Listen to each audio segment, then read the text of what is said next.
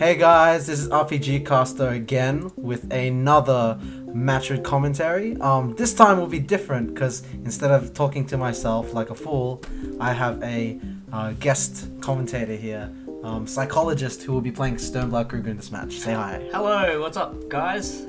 Hope you've been watching our videos. Yes, very good. So I don't know. Obviously, as the video title would indicate, we will be versing Aya. Oh yes. Using the Palemoon deck. Yes.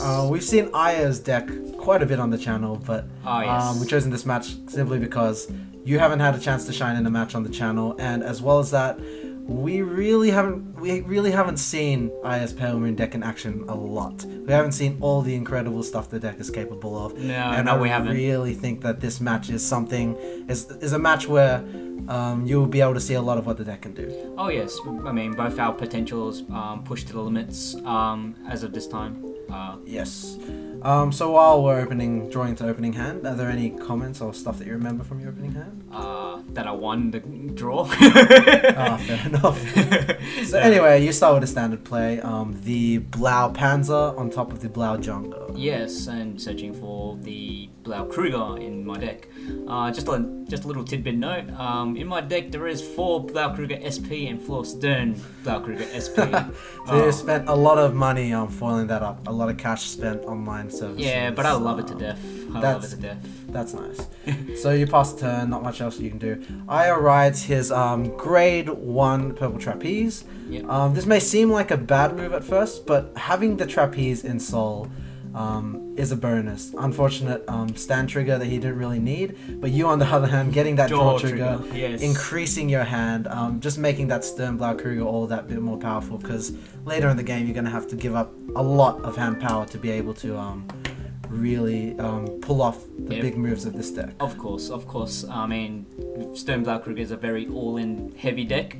I mean, if you don't have the hand size and you try to activate the ability, it really drains a lot out of you. So that turn that we just saw then, usually, anyway, when I'm versing you, you would have played at least 3 attackers or 2 solid rows. Yeah. You're playing rather passively there. Was there any reason for that? I didn't have that many grade 2s in hand. Had mostly grade 3s. Yeah. And also a couple triggers as well, maybe. Okay. So here is an interesting part of the game. Aya hesitates, but goes for the rear guard instead of pushing for the extra damage. I personally think this is a very good move on his part. One, if he had dealt that 1 damage to you, he would have forfeited the ability to activate any heal triggers the following turn. Yep. And as well as that, he has now prevented you from being able to Sternblood Kruger him on your first grade 3 turn, and you already have that Dancing Wolf setup behind the Vanguard. Not only that, he was also trying to force me to reduce my rear guard field layout. Also, you know, dropping the amount of attacks I can do this turn coming up. Yes, and in the end, he ended up forcing you to drop 1 card from hand. Of course. So here we see him taking the risk, guarding for 1 trigger, which is successful, and you gain yet another grade 3 in hand. Yeah. You feeling the pressure yet? A little bit. I mean, this really, if I get any grade 3s and I don't have any way to ditch them, like with my Twin Bladers or anything else like that, it really janks up my hand. Yes. So here we go. Aya rides his Alice. Terrible situation to find yourself in.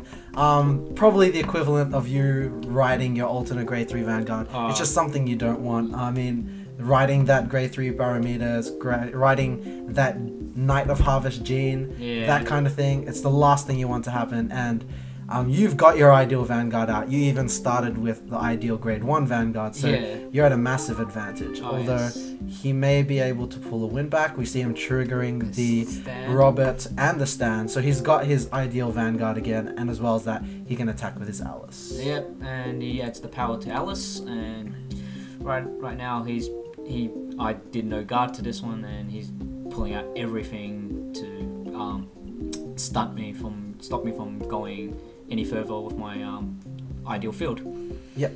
So he attacks here hesitating. You remind him that he cannot get through to that 11k Vanguard, so he decides to go for the rear guard. Yeah.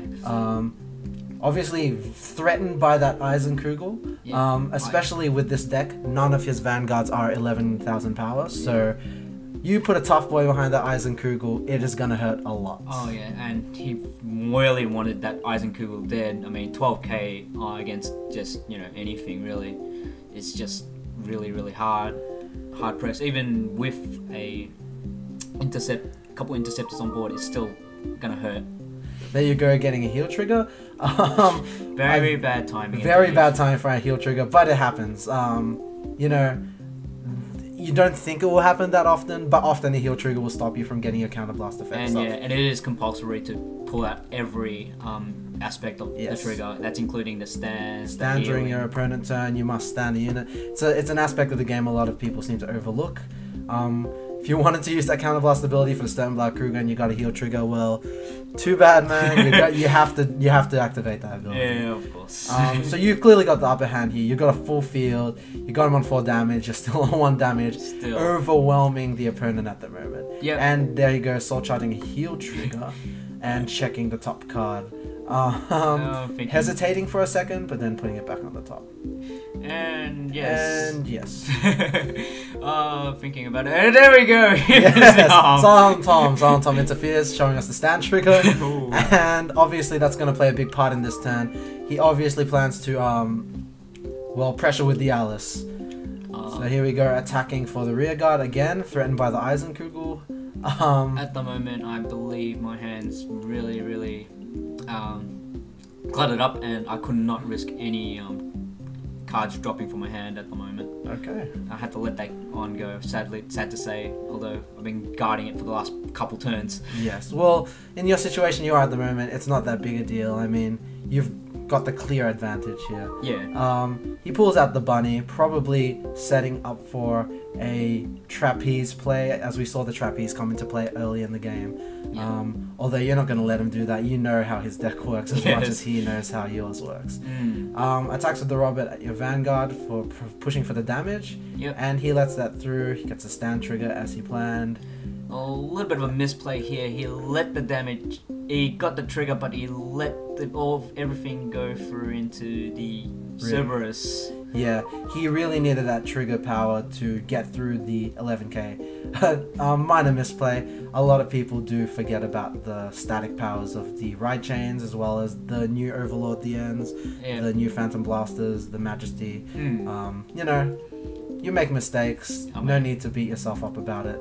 All you can really do is fix that. And this is one of my minor additions to my deck, Streak Bouncer. Yeah, there's been a lot of controversy about this card. A lot of people say it's good, a lot of people say it's bad. What are your views on the card? It's a good card. I mean, you want to play it outfield so you get that extra card in hand, but also it acts as a chump blocker for later on in the game. I mean, once you're done with that card, I mean, you can get another ideal card instead of having Streak Bouncer in your hand.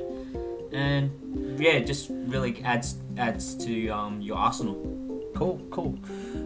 So yeah, standard attack over here. He guards that Blau Kruger. He really does not want that to go off. Soul charges again. Oh yes. And hopefully soon we'll be able to get to see the Palemoon deck pull its weight. It drops this one to the bottom. Yes. Not liking what he wanted. And wow. Pulls out a big league bear. A new addition to his deck, which we didn't really talk about last commentary. Obviously used for the extra soul charge, because sometimes you're going to be stuck with Alice, you'll want that extra soul charge. But no, he doesn't look like he's going to use that effect. He used the trapeze, and he's probably going to pull out the Alice we saw go into Salt earlier. Yeah. With Streak Bouncer, it is a good card, and you want to keep the number at a stable number. I mean, 2 to 3 is pretty good. Having only 1 or even 4 will jank up your hand, or you really get cluttered up, and it also throws off your ratio as well. I mean, yeah. Streak Bouncer, good card. There you go, sacking it again. It's much like the main of the Shadow Paladin clan. It's something that you drop to field to activate an ability to increase your hand, but you really don't want that unit on the field. It's kind of dead on the field, so you'd want to use it to intercept straight away. Yes. Obviously less risky than the domain, since you don't have that 3000 power kind of target on your field that Alice's and all those other on-hit effects can eat up. Yeah, but also it also drops one attack from your field. I mean, you're using one column to actually activate it, but for the benefit it gives, it really doesn't matter. I mean, cool. It plays to your strengths more rather than a weakness. Okay. Here you go, attacking with the Black Kruger once again. It doesn't look like I wants that attack to go through anytime soon. Does not want it to go through. I get a draw trigger right here with the gong, draw in, and right here get another twin blader. Your defenses are up, basically. Yeah, rock solid. I don't know, Stern Black Kruger and a lot of matchups like that, even the Mega Colonies Garafa, even though it's not as good as the Stern Black Kruger, clearly, effects like that, I think it's smart to keep guarding, because sometimes your hand wouldn't be prepared for it. I mean, we saw early in the game, I didn't give you that second damage, because he didn't want you to go off with the Stern. Yeah. Moves like that are good, like not attacking your opponent willingly is a good thing sometimes, because sometimes your hand won't be prepared to take stuff. We'll probably get to see a match with No Life King in a couple weeks. Probably. No Life King, when he gets the 5 damage, he can really pull out those criticals, and if your hand is not ready, and you deal that 5th damage, you could be killing yourself. So something to think about, you don't always have to push the damage. In fact, sometimes it's smarter to keep your opponent on low damage. Right here on this on the field right now, I have a Blau Panzer on field. The reason for this was I want to keep the pressure on as much as possible, but at the same time, I didn't have any grade 2s or even a spare Stern to actually play on the field at this time. Cool. So we see him play out his Alice, attacked and switches out with the Trapeze to pull out the Alice again. Common combo with the Palemoon deck, but effective. And if he had the Counter Blast to spend, he could loop this for a very long time, which I think we're going to see it go a couple times in this match. Obviously that Blau Panzer out there is not a good thing. A target painted on it, he's probably going to go for it with the unboosted Alice. And you probably wouldn't be inclined to guard, I'm not sure, because you really don't want to protect that dead unit. You know, no, it's really a dead card at the moment. If I wanted to keep it on field, there has to be a really, really good reason, and keeping on that static 6k on field, not a good reason to keep it on. So here he pulls out the Trapeze again, sends the Trapeze back in, and pulls the Alice out again. And you can keep doing this if you have a Trapeze on field and a Trapeze in soul.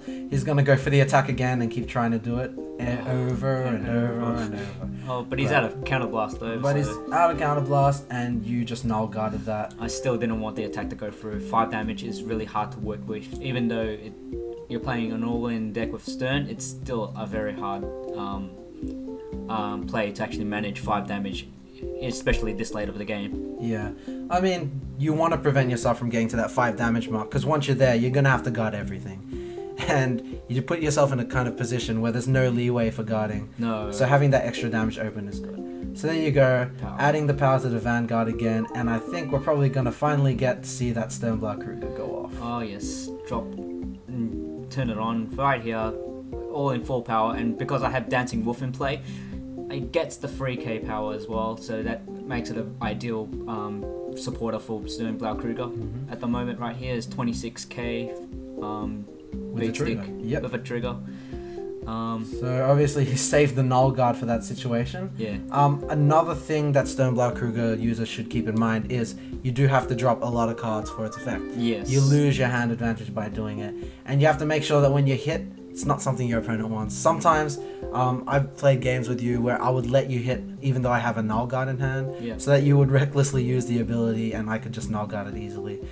Basically forcing you to cut down your own defenses. So Stern Black Kruger is not really something you blindly counterblast with. You really have to think about what you're doing first. As well, So there's 2 things you have to keep in mind: your own hand, your opponent's hand, and also the field at the moment. I mean, it's really, really reckless just to drop everything when you have full field and the opponent has a large hand size.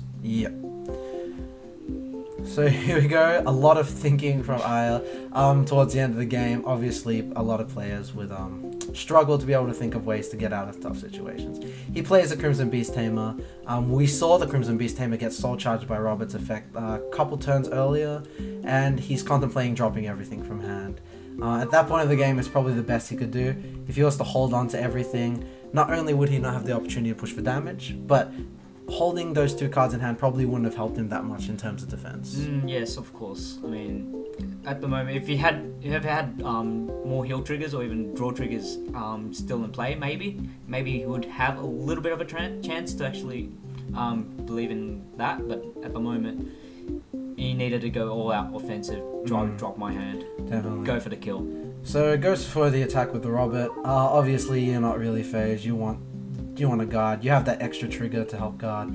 He's gonna have to double trigger, and seeing that Turquoise probably broke his heart. 2 5k power guards in hand, 2 interceptors, and you got a 20k column. Yeah. I think we already have a clear winner, even though we haven't seen. This is probably going to be final turn. Oh yes, this is final turn. Yeah. So while you're finishing off, yep. The Blau Panzer play from earlier, playing that grade 1 in the front row. A term that I use a lot in Vanguard is "you showed me your hand." Basically what that means is there are a lot of plays in Vanguard that you can make that are really obvious. When you make those kind of plays, you're showing your opponent what you got in hand. By dropping that 1k and creating a weak column, you basically showed Aya that I don't really have anything to attack with, and I'm desperate to push the pressure. Right here, he's seeing that 20k going for the Vanguard, and he has dropped his entire hand, and his intercessors won't be able to do a thing at all. Yep. I mean, so his best bet is to hope for the heal trigger, and if he got it, he would be able to survive. He's reluctant But and stand the trigger. wrong trigger. Oh. Stands the Crimson and adds power to Robert. Oh, so that's the end of a pretty good game. Yeah. Looking at the 2 decks that were seen in that match, first we have Aya's Robert Palemoon deck. Robert, pound for pound, is probably one of the better Palemoon Vanguards, simply because it's the clan soul charging unit, and in a clan where soul is the basis for the entire strategy, having a unit that adds to that soul and makes that toolbox bigger is always a good thing. Not only that, we also have the CEO ability with checking the top card. I mean, you can choose to leave that card on the top, which could be a trigger or something that you might need, or even just putting them on the bottom like a dead grade 3. That obviously sets up for the other key card of the deck, Nightmare Doll Alice, as well as Midnight Bunny and Mirror Demon, I guess you could say. These are part of a line I like to call the swapping line. Their abilities can be seen on there. They all have the same ability, only that while Alice and Mirror need to hit, Midnight Bunny needs to boost, and that attack needs to hit. Interesting tidbit, it doesn't have to be a Palemoon unit that it boosts. I've seen some interesting things where people would put High Speed Blackie to make sure that the bunny hits. But yeah, it's really a solid card. Obviously, you don't want to ride it like we saw in that match, but having that ability to swap cards out is a really useful kind of feature to the deck, and really what makes the Palemoon deck come out. It also works in tandem with our next card, which is the Purple Trapezist, one of the most sought after PRs there are out there. Purple Trapezist effect can be seen there. When it comes out, Soul Charge a Palemoon unit, pull out another one. Pretty self-explanatory, but when you put that into the mix with Alice, Mirror Demon, and Midnight Bunny, that effect can be pretty devastating. And yes, we've had a lot of questions about this. You can send in a rested position unit and pull that same unit out again with Purple Trapeze's ability. So it's a very versatile card, definitely a staple, especially in the switching kind of deck. And not only that, but it can force stuff into soul that you want, your Jumping Jills and your Crimson Beast Tamers. Nothing to comment. I mean, it's pretty solid, it's pretty standard, it's something you want to be there with a deck like this. Moving on to your own deck, Psychol0gist, we'll look at your Sturmblau Kruger Novas, starting with the star of the show, Sturmblau Kruger, with that potent counterblast ability. Oh, yes. Probably one of the more dangerous Vanguard-based abilities. I mean, this thing can kill you in turn 3, turn 4. I mean, it provides quite a large burst of damage if you're not expecting it, or you're letting it through without hesitation. I mean, yeah. Like I said before though, make sure you're careful when you use the counterblast. Your hand can take a hit from the ability as well. Yeah, of course. I mean, you have to look at your own field, your own hand, and the opponent's field and your opponent's hand. Yep.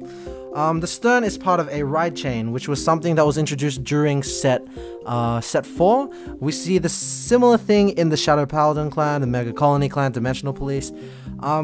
Personally, I really don't like the ride chains. I mean, I would prefer a starting Vanguard that gave me better pluses. The guaranteed plus of having the Conroe there, or the guaranteed plus of the Shield Seed Squire, even the soul charging units like Underworld Manager and the Vermilion Gatekeeper.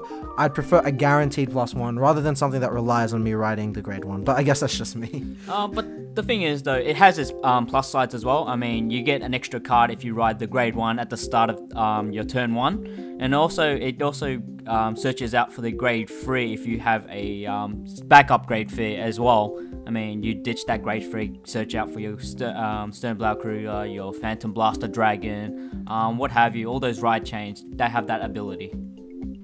Another card we can see as being part of that nice little ride chain family is the Eisenkugel, which is the castle of the chain. Me and Tom gave the name castle to it. It's just how we refer to it. Basically, the Shadow Paladin's version of this is a massive castle. And basically, these are 10,000 power units. When they attack, they gain 2,000. But if you do not have your ride chain grade 2 or grade 3 as your Vanguard, it loses 5,000 power. It's a very double-edged sword. I mean, you got that, I mean, on one hand, it's a very powerful card by itself. I mean, put an AK vanilla behind it and it becomes a monster. But if you don't have that grade 2 or grade 3 on the field, and you play it in there, and it becomes a 7k attacking and a 5k attack target, which is a very bad thing to have. Yeah, it puts a target on it for the Alices and all those kind of things to eat up. Although we can note that this card has become very important in this current meta. In the current meta, we've had the introduction of 13k and 12k Vanguards, as we have mentioned in previous commentary. That addition is actually pretty significant, which makes these Eisenkugels very key to the Sternblau Kruger deck, because we need those 12k attackers. We need that 12k attacker to be able to hit these 18ks and these 12ks. 12k attackers can hit the 12ks by themselves, and they can hit the 13k attackers with enough power to make them guard for normal. I mean, it also kind of takes away from the pain of having to run that 6k unit, which kind of becomes dead after you've ridden it as grade 1 and gotten to your grade 3.